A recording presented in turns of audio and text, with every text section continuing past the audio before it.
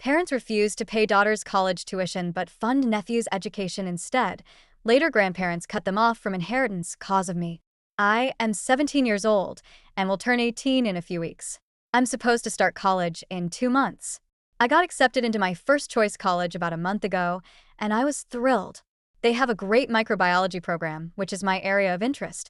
Unfortunately, my excitement was short-lived when my parents told me that they couldn't afford to send me there. They insisted I should pick my safety school instead, which is closer to home and costs them a lot less.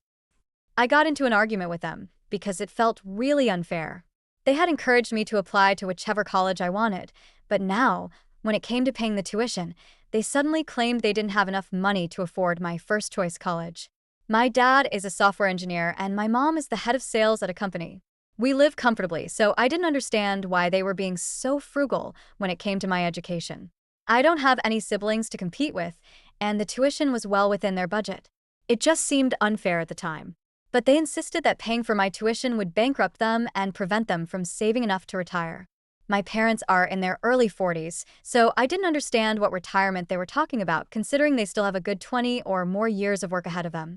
I argued with them for several days, trying everything from anger to begging and even bargaining. I told them that if they funded my education at my chosen college, I would eventually pay them back in full, and they wouldn't suffer any financial losses. They didn't care, and instead told me to start looking into student loans or simply give up and attend my safety school. I wasn't too keen on taking out a loan because of the risks involved. But after a week of arguing, I realized my parents were determined not to fund my education for some reason, and fighting for it was futile. I had 2 options: go to my safety school and give up on my dream college, or take out a loan and end up with tons of debt, just like so many others. Both options seemed bleak. I kept researching loans and their pros and cons, and also applied for scholarships, but I didn't give up hope. I did, however, stop talking to my parents after our fight. They were being selfish, and I couldn't bring myself to forgive them. My relationship with my parents had always been strained because they were both working professionals who often brought their work home with them. My grandparents, my dad's parents, since my mom's parents passed away before I was born, took care of me while I was a child. Once I was old enough to be left alone at home, they would leave me for hours while they were at work. Even when they returned home, they weren't particularly interested in me. They did the bare minimum, asking about school or my friends, but I could always tell they didn't really care, and I stopped trying to engage with them.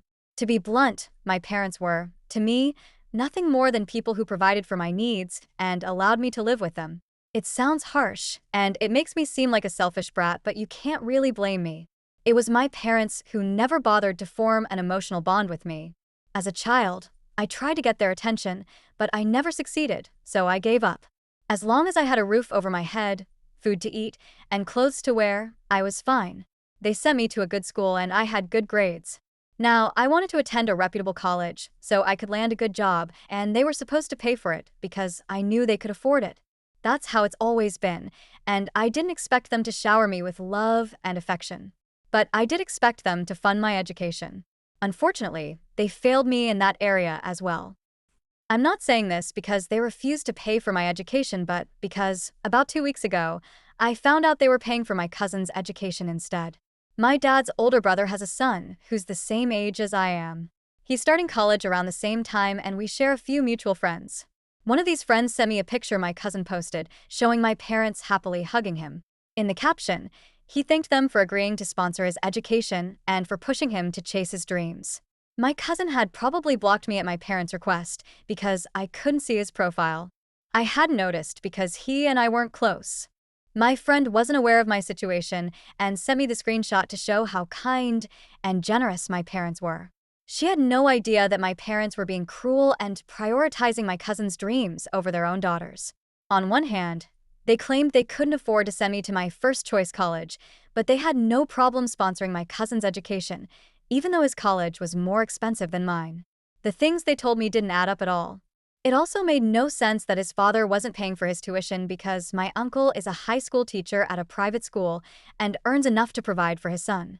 His mother isn't in the picture anymore, but they co-parent him and she's a journalist, so it's not about money for them. When I found out, my parents weren't home and I wanted to confront them, but I was so upset that I decided to go to my grandparents' house first. I have a good relationship with them, but I hadn't told them about my situation because my grandmother was sick, and I didn't want to burden them. My grandparents are reasonably well off. They retired a few years ago after handing over their textile business to my great-uncle. He's still working, but my grandparents don't rely on them for money, and they've taught me not to take money from them either. I never needed to, so I never questioned it. Despite my grandmother's illness, I still visited them frequently because they were always kind to me, which made me feel loved, a contrast to the treatment I received at home. A year ago, my grandmother was diagnosed with Parkinson's disease, and it became difficult for her to do the things she used to do. So, I stopped visiting as much, but this time, I couldn't stay silent. It was clear that my parents, my cousin, and my uncle had teamed up against me to sabotage my chance of attending my dream college. I couldn't let that happen. I went to my grandparents' house within an hour of finding out. They welcomed me happily, and seeing them made me regret not keeping in touch. They looked thrilled to have me back, and I could feel their warmth. I immediately told them everything that had happened, and as I spoke, I felt the anger welling up inside me. It wasn't just unfair, it was wrong. My cousin didn't have grades as good as mine, and yet they chose to sponsor him over me. They even tried to hide it. If it hadn't been for that friend, I might never have found out about their lies. After hearing me out, my grandparents comforted me, and I started crying. They looked grim but told me to go home, pack my things, and return to them. I was puzzled by their instructions, but honestly, I was fed up with living in a house where we didn't even speak to each other. So, I agreed without hesitation. At least before, my parents would try to engage with me, even if it was just small talk, but now it was like we were invisible to each other. I went home, packed my things, and returned to my grandparents' house. They told me that they would take care of my tuition, and I didn't have to worry about it. I didn't understand what they had done at the time, but I was relieved that they figured out a way to pay for my college. I didn't want to cause them any trouble, so I offered to work my way through school, paying half of the expenses myself. But they laughed it off and assured me they had enough money and that I didn't need to worry about them. I wanted to know how they would pay for everything, but I didn't ask any further. I hadn't told my parents I was leaving, so I expected to hear from them when they found out. Sure enough, a little after dinner, they sent me a message. To be honest, I had expected them to be upset with me for leaving without telling them. I was hoping they'd call me, showing some concern so I could finally tell them how awful they had been. But instead of a call, I received a text saying how disappointed they were in me and that they never wanted to see me again. That was the first message they sent, and it threw me off. It got worse as I read on. Apparently, my uncle had lost his job a few weeks ago for insubordination, and he couldn't afford to send my cousin to the college he wanted. My parents had stepped in to sponsor his education instead, and they explained that they did it because he was in greater need than I was. I don't know how much of that is true, but that was the reason they gave me.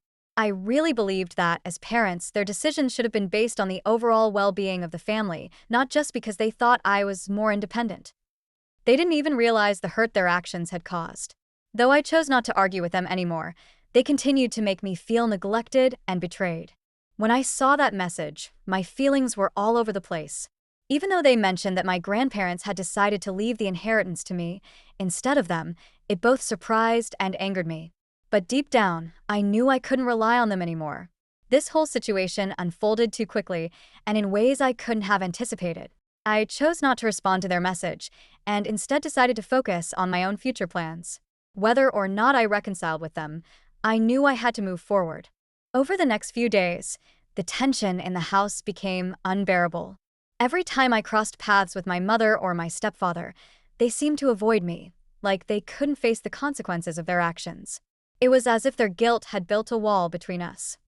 My mind raced with thoughts of how I could make them understand the weight of their betrayal. But I realized something. I didn't owe them an explanation anymore.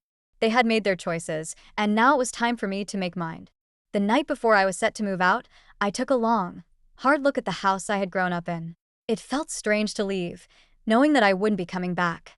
But I knew it was the only way to regain control of my life. The next morning, I packed my things into my car one last time and drove away. There was no turning back. As I settled into my new apartment, a sense of relief washed over me. It felt like a new beginning, a fresh start. I had learned so much through this ordeal, about the strength I had within me, about the importance of standing up for myself, and about the toxic ties that can bind us to people who don't have our best interests at heart. Months passed, and I found peace in my new life. I even started therapy to work through the emotions of everything that had happened. Slowly, the anger and hurt faded, replaced by acceptance. My relationship with my mother was still strained, but I had accepted that she was not the person I once thought she was. And that was okay. As for my stepfather, he remained a distant figure in my life, someone I no longer had any emotional connection to. In the end, the inheritance didn't matter as much as I thought it would. What truly mattered was reclaiming my own sense of identity and learning to trust myself again. Looking back, I could see the lessons that had been hidden in all of the pain. I had learned to stand up for myself, to demand respect, and to never allow anyone to undermine my worth. Life wasn't always easy, but I had learned that the most important thing was to never stop moving forward. And so I did.